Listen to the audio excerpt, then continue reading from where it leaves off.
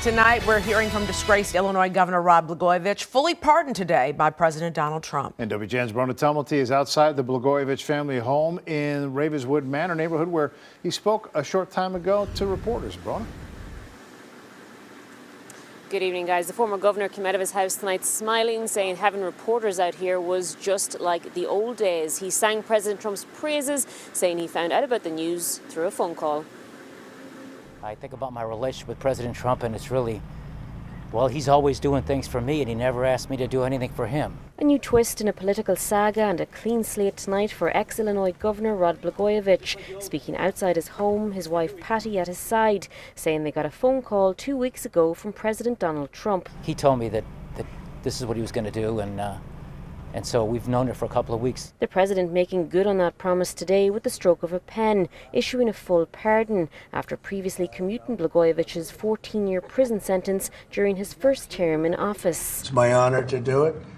I've watched him. He was set up by a lot of bad people, some of the same people that I had to deal with. The pair became acquainted in 2010 after Blagojevich appeared on and was booted off Trump's reality TV show Celebrity Apprentice. But it was several years before that, in 2002, that Blagojevich rose to the office of governor, even winning re-election before his career came crashing down around him.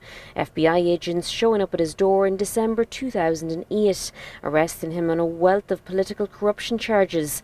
Amongst those there that morning, former head of the Chicago FBI, Rob Grant, whom WGN spoke with in 2019. That denial that I've really done nothing wrong doesn't reflect to me somebody that's accepted responsibility for what they did. The charges against Blagojevich included trying to shake down a children's hospital CEO for campaign contributions and an effort made to sell Barack Obama's old Senate seat after he was elected to the White House.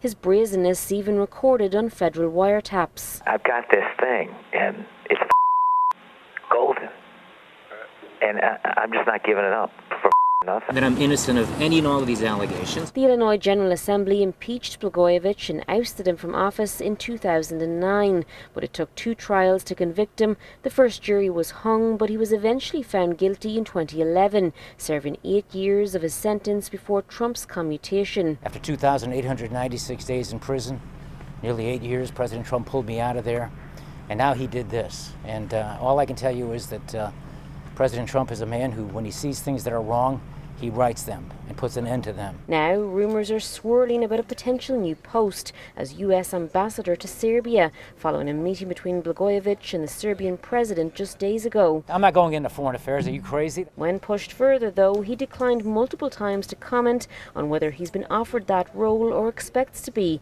but used the moment to reiterate his innocence. I never ever wavered in my determination to prove to the people of Illinois and anybody else who's listening that I broke no laws, crossed no lines, never took a penny.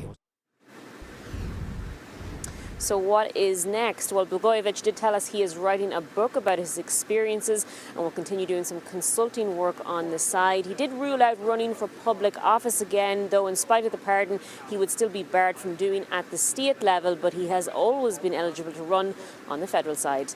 We're live tonight at Ravenswood Manor. Bronagh Tumulty, WGN News.